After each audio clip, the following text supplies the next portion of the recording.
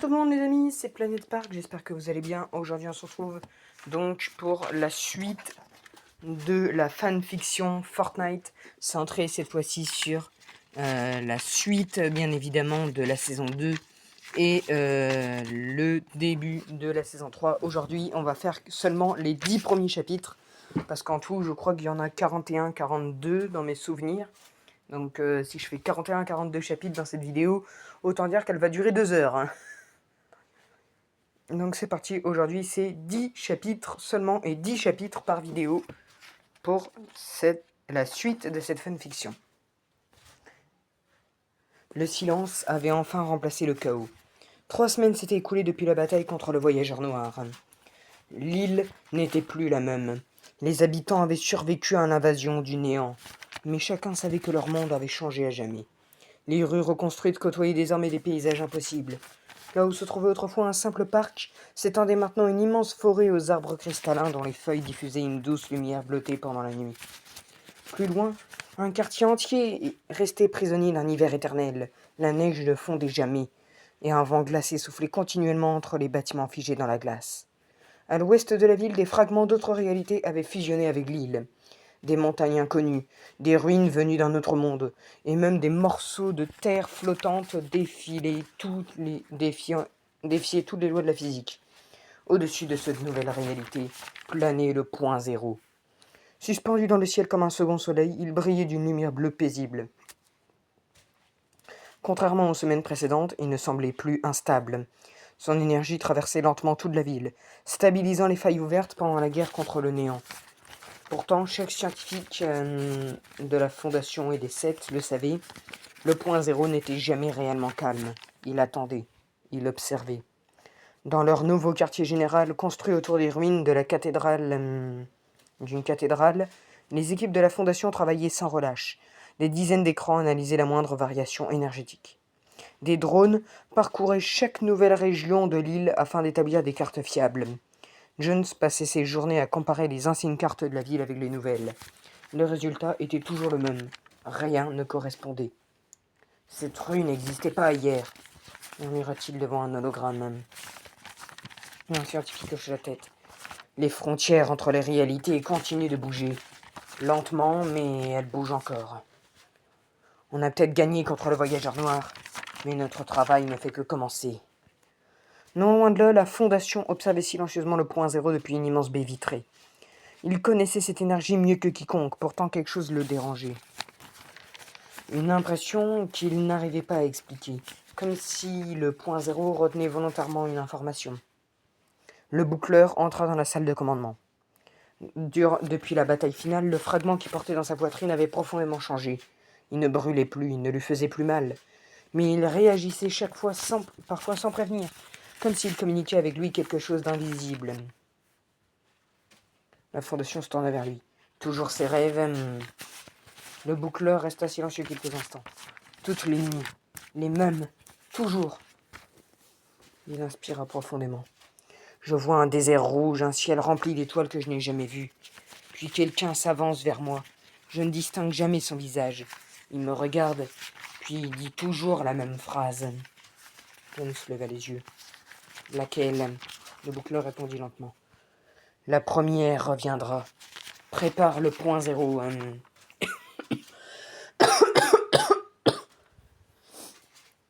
Pardon, excusez-moi. Un lourd silence envahit la salle. La Fondation fronça les sourcils. Il connaissait cette phrase, sans savoir pourquoi. Très loin de l'île, bien au-delà des galaxies, bien au-delà même de la réalité, une immense épave dérivait lentement dans le vide cosmique. Ce vaisseau semblait vieux de plusieurs milliers d'années. Son métal portait les cicatrices d'innombrables guerres. Des morceaux de coque flottaient autour de lui tandis que ses moteurs étaient complètement éteints. Depuis des siècles, il dérivait, abandonné, oublié. Puis une unique lumière bleue s'alluma, une seconde, puis une troisième. Progressivement, toute la structure reprit vie. Les alarmes oubliées résonnèrent dans les immenses couloirs métalliques. Une intelligence artificielle se réveilla après un sommeil interminable.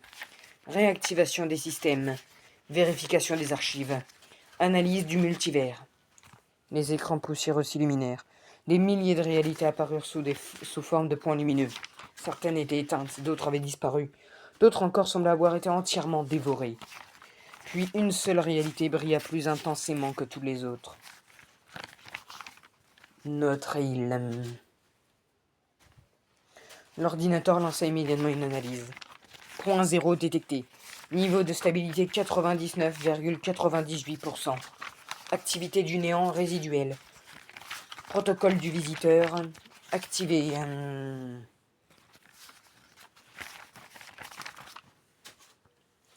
Dans la salle principale, une immense capsule de stase s'ouvrait lentement. Une vapeur glaciale envahit la pièce. Une silhouette en armure sortit sans précipitation. Son casque rond ne laissait apparaître aucun visage. Les symboles lumineux gravés sur son armure s'illuminèrent progressivement tandis qu'une longue cape usée tombait dans son dos. L'inconnu ne prononça pas un mot. Il observa les écrans puis il posa sa main sur une console. Une voix artificielle retentit. Bienvenue, visiteur. L'inconnu resta silencieux. Les écrans projetèrent des images enregistrées par les sondes automatiques. Le voyageur noir, le point zéro, la destruction du vaisseau du néant, le sacrifice de l'île. Le visiteur regarda chaque image sans bouger. Lorsqu'il aperçut le point zéro flotter au-dessus de la ville, il sembla hésiter quelques secondes. Puis il murmura calmement. Il a survécu. Il continuait de regarder les données. Quelque chose attira immédiatement son attention. Une minuscule fissure noire, presque invisible. La même qui était apparue à la fin de l'histoire précédente. Son regard devient plus sérieux. Le néant n'a donc pas abandonné. Il activa les moteurs du vaisseau. Les immenses réacteurs antiques s'embrasèrent dans une lumière bleue éclatante. Le vaisseau quitta enfin son sommeil éternel. Sa destination était désormais toute tracée. L'île. Au même instant, le point zéro réagit. Toute la ville fut baignée d'une gigantesque impulsion lumineuse. Les oiseaux s'envolèrent, les arbres bleus frémirent, les anomalies énergétiques s'activèrent pendant quelques secondes. Dans la base de la fondation, toutes les alarmes explosèrent en même temps. Signature cosmique détectée, objet non identifié, vitesse impossible à calculer. Jones courut jusqu'à la salle principale. Qu'est-ce qui se passe? Les scientifiques étaient dépassés. Nous recevons un signal venu de l'extérieur du multivers. La fondation observa les données. Son visage se figea immédiatement. Cette énergie, il la connaissait. Le boucleur, sentit brusquement le fragment de sa poitrine vibrer avec une intensité qu'il n'avait jamais ressentie. Il leva les yeux vers le ciel. Une immense étoile filante traversa les nuages. Elle sembla se diriger droit vers la ville. Quelques secondes plus tard, un grondement colossal secoua toute la région. Au sommet d'une montagne située à plusieurs kilomètres de l'île, à plusieurs kilomètres du centre des Sept, une capsule métallique venait de s'écraser en creusant un gigantesque cratère. La poussière monta pendant plusieurs minutes, puis la porte de la capsule s'ouvrit lentement. Une épaisse fumée blanche s'en échappa. 2 bottes métalliques touchèrent le sol. Une silhouette sortit du brouillard et observa le paysage transformé de l'île. Le point zéro brillait au loin. Le mystérieux guerrier leva lentement la tête. Puis il prononça une seule phrase. « J'arrive trop tard. » Dans la base de la fondation, personne ne parlait. Jones finit par rompre le silence. Qui est-il? La fondation ne quittait plus les écrans des yeux. Sa voix était presque un murmure. Celui qui a tout commencé. Il inspira profondément. Le visiteur est revenu. Et quelque part dans les profondeurs de la minuscule fissure noire laissée par le néant, 2 yeux violets s'ouvrirent lentement. La guerre n'était pas terminée, elle ne faisait que commencer. Chapitre 2. Les agents de l'IO. L'aube se levait lentement sur l'île. Une légère brume recouvrait les nouvelles forêts bleues, tandis que le point zéro diffusait sa lumière au-dessus de la ville. Malgré ce paysage paisible, personne à la fondation ne trouvait le sommeil. Depuis l'arrivée du mystérieux visiteur, toutes les équipes étaient en état d'alerte maximale. Dans la salle de commandement, Jones observait les relevés énergétiques depuis plusieurs heures. Une nouvelle anomalie se rapprochait rapidement de la ville. Ce n'est pas le vaisseau du visiteur. Non, cette signature m'est beaucoup plus familière. Avant qu'il puisse en dire davantage, une alarme retentit. Objet volant non identifié entrant dans l'atmosphère. Les écrans affichèrent un immense appareil aux lignes noires aux lignes anguleuses, escorté par plusieurs chasseurs. Son emblème ne laissait aucun doute, l'Institut onirique. Le silence envahit immédiatement la salle. John s'écarquilla les yeux. Impossible. Je croyais que l'Institut onirique avait disparu avec les anciennes réalités. La fondation répondit d'un ton grave. L'Institut onirique ne disparaît jamais complètement. Le gigantesque appareil ralentit au-dessus de l'île avant de descendre lentement sur une vaste esplanade située près des ruines de la vieille gare. Les habitants observaient la scène avec inquiétude, tandis qu'une rampe métallique s'abaissait dans un grondement mécanique. Une silhouette descendit la première. Une femme vêtue d'une longue veste blanche, renforcée d'éléments tactiques, les cheveux attachés et le regard froid. Son visage ne laissait transparaître aucune émotion. Le docteur Sloan. Derrière elle descendit une seconde personne, une armure élégante aux reflets argentés, recouvrait entièrement son corps. Son casque finement sculpté brillait sous la lumière du point zéro. Contrairement à Sloan, cette mystérieuse femme observait la ville avec curiosité. C'était singularité. Les deux femmes avançaient jusqu'à la place où la fondation Jones et le maire les attendaient déjà. Pendant quelques secondes, personne ne parla, puis Sloan rompit le silence. Fondation, cela faisait longtemps. La fondation répondit d'une voix méfiante. Pas assez longtemps. John fit instinctivement un pas en arrière. Vous êtes vraiment le docteur Sloan? Elle esquissa un léger sourire. Je vois que tu te souviens de moi. Le maire observa les soldats qui entouraient le vaisseau. Pourquoi êtes-vous ici Sloan regarda le point zéro suspendu dans le ciel.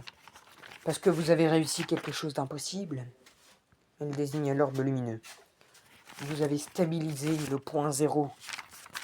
Un lourd silence suivit. Singularité s'avança doucement. Contrairement à Sloan, sa voix était calme. Depuis notre réalité, nous avons ressenti son réveil. Une énergie aussi stable n'était plus apparue depuis des siècles. Jones fronça les sourcils. Votre réalité? Singularité acquiesça. Il existe encore des mondes protégés par l'Institut onirique. Très peu, mais ils existent. Sloan activa alors un petit projecteur holographique. Une immense carte du multivers apparut entre eux. Des centaines de réalités étaient grisées. D'autres avaient disparu. Quelques-unes semblaient seulement rester lumineuses. Puis Sloan agrandit une région de la carte. Autour de l'île, plusieurs points noirs progressèrent lentement. Le néant n'a pas abandonné. Le maire sentit immédiatement son fragment vibrer. Ces points noirs. Ce sont des brèches. Elles s'agrandissent chaque jour. Lorsque la première s'ouvrira complètement, une nouvelle invasion commencera. La Fondation observa attentivement la projection. Combien de temps nous reste-t-il? Sloan hésita quelques instants. Au mieux 2 semaines. Au mieux quelques semaines, pardon. Le silence retomba. Puis un scientifique entra précipitamment dans la salle. Fondation. Tout le monde se retourna. Nous avons retrouvé la capsule du visiteur. La Fondation leva immédiatement les yeux. Où est-il? Le scientifique avala directement sa salive. C'est bien le problème. Il consulta son terminal. La capsule est toujours dans le cratère. Il marqua une pause. Mais le visiteur a disparu. Pendant ce temps, au sommet d'une montagne dominant l'île, une silhouette observait la ville. Le visiteur. Son casque était tourné vers le point zéro, mais il n'était pas seul. À quelques mètres de lui, dans l'ombre d'un immense rocher, une silhouette encapuchonnée l'observait silencieusement. Ses yeux violets brillaient dans l'obscurité. Le visiteur ne s'était pas contenté d'arriver dans un nouveau monde. Quelqu'un l'avait suivi, et cet inconnu attendait le moment idéal pour frapper. Chapitre 3. L'éveil des esprits. La présence de Sloan et de Singularité avait bouleversé l'île. Les habitants comprenaient désormais que leur ville n'était plus simplement un monde transformé par le point zéro. Elle était devenue l'un des premiers piliers du multivers. La Fondation avait renforcé la sécurité autour de la vieille cathédrale de Tilted, tandis que les soldats de l'IO installaient des balises énergétiques dans les différentes zones fracturées de l'île. Malgré tous leurs efforts, un sentiment d'inquiétude grandissait chaque jour. Au-dessus de l'île, le point zéro ne brillait plus avec la même régularité. Par moments, sa lumière bleue vacillait pendant quelques secondes avant de retrouver son éclat habituel. Les scientifiques observaient ces variations avec inquiétude. Chaque pulsation semblait plus forte que la précédente, comme si l'énergie du point zéro luttait contre une force invisible. Dans la salle de contrôle, Jones examinait les dernières analyses. Les fluctuations augmentent. Si cela continue, les réalités pourraient recommencer à fusionner. Sloan consulta les données sans quitter les écrans des yeux. Ce n'est pas une simple surcharge énergétique. Quelque chose tente d'entrer en résonance avec le point zéro. Singularité s'approcha de la grande baie vitrée. Je ressens une présence, mais elle n'est ni celle du néant, ni celle du point zéro. La Fondation fronça les sourcils. Alors qu'est-ce que c'est? Avant que quelqu'un puisse répondre, une immense onde lumineuse traversa le ciel. Le point zéro pulsa avec une intensité jamais observée auparavant. Toute la ville fut baignée d'une lumière bleue. Le temps sembla s'arrêter, puis le silence revint. Quelques instants plus tard, des appels commencèrent à arriver de toute l'île. Des habitants affirmaient avoir aperçu de petites créatures lumineuses près des forêts bleues, dans les quartiers gelés et jusque dans les ruines des anciennes failles. Les équipes de la Fondation partirent immédiatement enquêter. Près de la forêt cristalline, Jones découvrit le premier phénomène. Une petite créature flottait à quelques centimètres du sol. Elle ressemblait à un esprit fait de lumière pure. Son corps translucide diffusait une douce lueur bleue et deux grands yeux curieux observaient les explorateurs. Lorsqu'elle remarqua Jones, elle s'approcha lentement avant de tournoyer autour de lui comme pour l'étudier. « Incroyable !» souffla Jones. Peu à peu, d'autres apparurent. Des esprits verts surgirent parmi les arbres, faisant éclore instantanément des fleurs lumineuses sur leur passage. Des esprits bleus planaient au-dessus des rivières, purifiant une eau devenue instable après les événements de la saison précédente.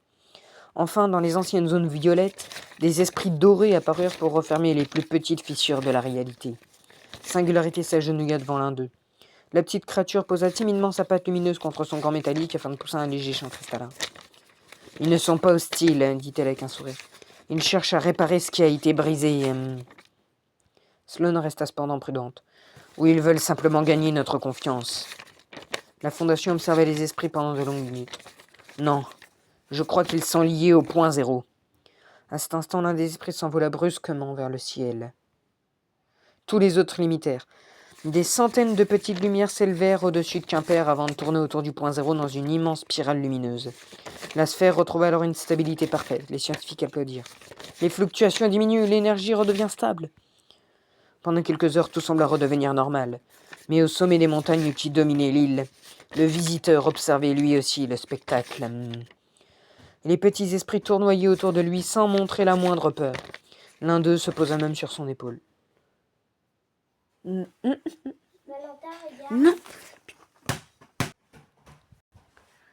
Et le mystérieux guerrier resta immobile. Il leva lentement une main, l'esprit vint s'y poser avant de pousser un petit cri joyeux. Le visiteur inclina légèrement la tête comme s'il essayait de comprendre cette étrange créature. Puis il murmura d'une voix calme. « Vous n'existiez pas autrefois. » L'esprit le regarda quelques secondes avant de s'envoler vers le point zéro pour rejoindre les autres. Le visiteur continua d'observer le ciel, son casque reflétait la lumière bleue de l'orbe. Il semblait réfléchir. Il semblait chercher quelque chose ou quelqu'un. Très loin de là, caché dans une profonde faille noire que personne n'avait encore découverte, une étrange énergie violette recommença à pulser faiblement. Une voix presque inaudible résonna dans l'obscurité. « Le point zéro se défend. » Puis le silence retomba, les esprits venaient de naître. Mais leur apparition n'était peut-être que le premier signe d'un bouleversement bien plus grand. Chapitre 4. L'ascension du gardien. Depuis l'apparition des esprits, l'île semblait renaître. Les petites créatures lumineuses parcouraient chaque région du monde hybride, réparant les failles les plus instables et restaurant peu à peu l'équilibre du point zéro. Les habitants les avaient surnommés les esprits du point zéro, tant leur présence inspirait la confiance. Mais la Fondation savait que cette paix ne durerait pas. Dans le quartier général, les relevés continuaient d'afficher une activité inhabituelle autour du point zéro. Les esprits le stabilisaient, mais quelque chose semblait préparer un événement plus grand. Au cœur de la salle de commandement, Sloane, Singularité, Jones, la Fondation et le Boucleur étaient réunis autour d'une immense table holographique. La Fondation prit la parole. « Nous avons étudié toutes les données récupérées depuis l'arrivée du visiteur. Les esprits sont apparus pour protéger le point zéro, mais ils ne pourront pas le défendre éternellement. » Singularité acquiesça. Les réalités survivantes commencent à se reconnecter. Le point zéro attire désormais des alliés, mais aussi des ennemis. Le Boucleur observa la carte du multivers. Alors nous devons être prêts. Avant que quelqu'un puisse répondre, toute la base trembla. Une puissante colonne de lumière bleue s'éleva du point zéro et monta jusqu'au ciel. Tous les écrans s'éteignirent, puis une voix grave résonna dans toute la base. Protocole des 7 activé. Le silence envahit la salle. Soudain, 7 faisceaux de lumière apparurent autour du point zéro. 3 d'entre eux étaient déjà occupés. Le premier représentait la Fondation. Le second brillait d'une énergie inconnue. Le troisième demeurait vide jusqu'à ce que les fragments présents dans la poitrine du Boucleur s'illuminent. Une force invisible l'attira vers l'extérieur. Tous le suivirent jusqu'à la grande place. Le Boucleur s'avança sous la colonne de lumière. Le fragment qui portait depuis la bataille contre le voyageur noir s'éleva lentement hors de sa poitrine. Il se transforma en une immense sphère de lumière bleue. Les esprits commencèrent à tourner autour de lui. Le point zéro répondit immédiatement. Une immense armure composée d'énergie cristalline apparut progressivement autour du boucleur. Son ancienne tenue disparut. À sa place se forma une armure blanche, argentée et bleue traversée de lignes lumineuses rappelant les fissures du point zéro. Une longue cape flottait derrière lui tandis qu'un casque élégant se matérialisait avant de disparaître aussitôt, laissant son visage visible. Une nouvelle voix résonna. Gardien reconnu. Protecteur du point zéro confirmé. La Fondation esquissa un léger sourire. Il a été choisi. Jones ne cachait plus son étonnement. Le point zéro vient de créer un nouveau membre des 7. Le maire regarda ses mains. Le boucleur, regarda ses mains. Une énergie bleue parcourait désormais tout son corps. Il pouvait sentir les battements du point zéro comme s'ils étaient les siens. Il murmura. Je peux entendre chaque réalité. Singularité s'approcha. Tu es devenu bien plus qu'un simple humain. Avant qu'elle ne puisse poursuivre, une nouvelle déchirure lumineuse apparut dans le ciel. Contrairement aux précédentes, elle n'était ni violette ni noire. Elle était d'un blanc éclatant. Une capsule gigantesque traversa le portail avant de s'écraser à quelques centimètres du quartier général. Les soldats Lio braquèrent immédiatement leurs armes. La capsule s'ouvrit dans un puissant souffle de vapeur. Une silhouette imposante en sortit. Son armure noire et argentée portait le symbole des 7. Son casque entièrement fermé ne laissait apparaître aucun visage. La Fondation s'avança. Je reconnais cette armure entre mille. L'inconnu retira lentement son casque. Cela faisait longtemps, Fondation. Jones resta figé. L'institution? L'ancien membre des 7 observa la ville transformée avant de sourire. J'ai suivi le signal du point zéro. Je vois que vous avez réussi à préserver cette réalité. La Fondation serra son avant-bras en signe de respect. Nous avions besoin de toi. L'institution regarda ensuite le boucleur. Alors c'est lui, le nouveau gardien. Le boucleur s'inclina légèrement. Je ferai tout pour protéger ce monde. L'institution posa une main sur son épaule. Alors bienvenue parmi les 7.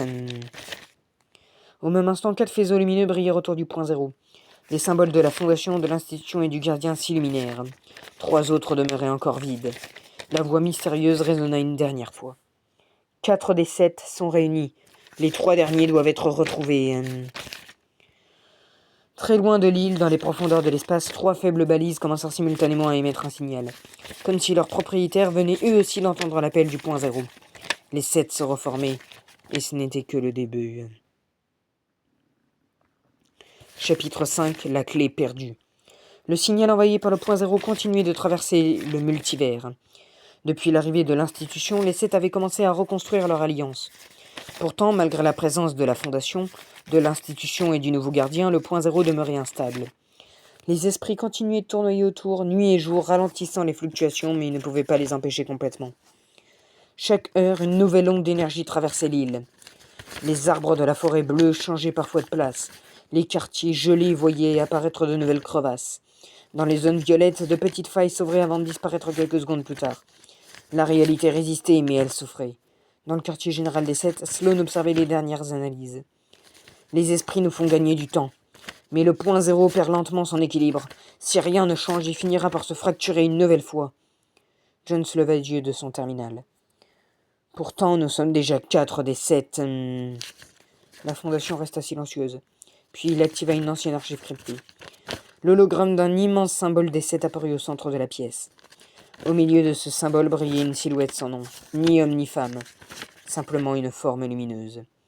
L'institution reconnut immédiatement cette image, son visage se ferma. Je pensais que ces archives avaient disparu. Le gardien observa l'hologramme. Qui est cette personne? Un long silence suivit. La Fondation répondit enfin. Nous l'appelons la Silhouette. Singularité s'approcha de l'image, mais son armure semblait réagir à cette étrange présence. Les anciens textes de l'Institut onirique en parlaient déjà. Une entité capable d'entrer en parfaite résonance avec le point zéro. Non, tu ne lâches même pas un mot.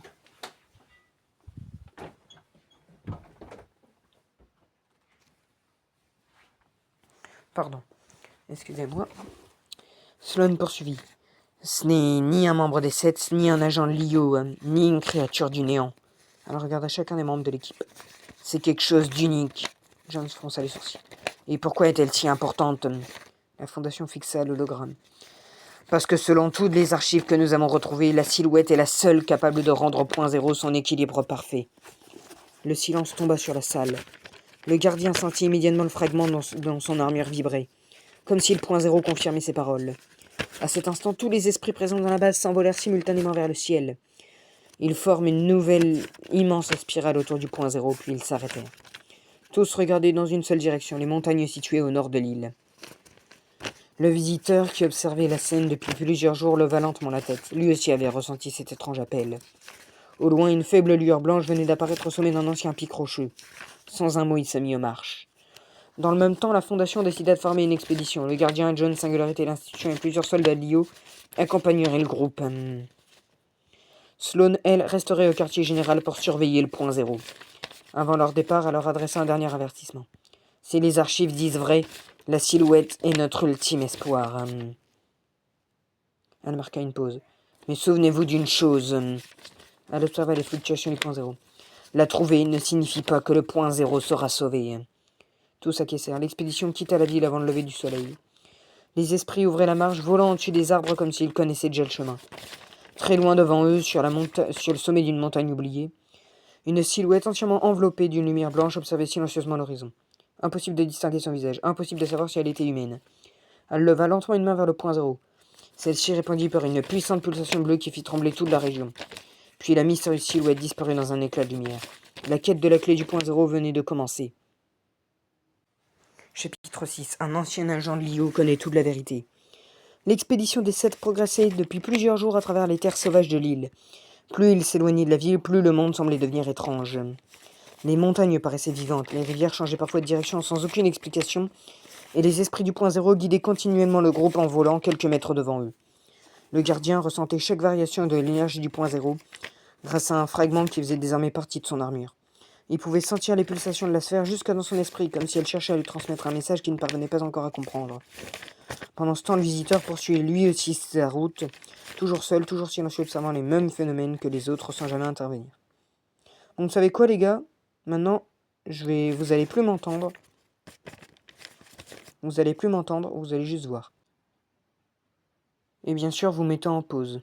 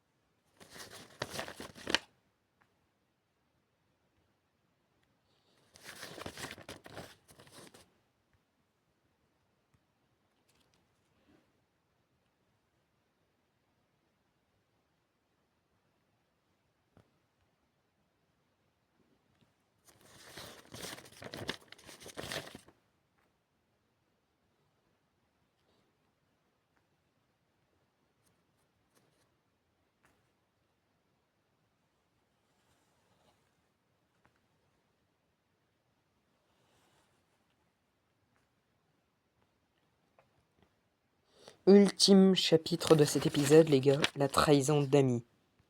Le meilleur 10e chapitre. est l'un des meilleurs.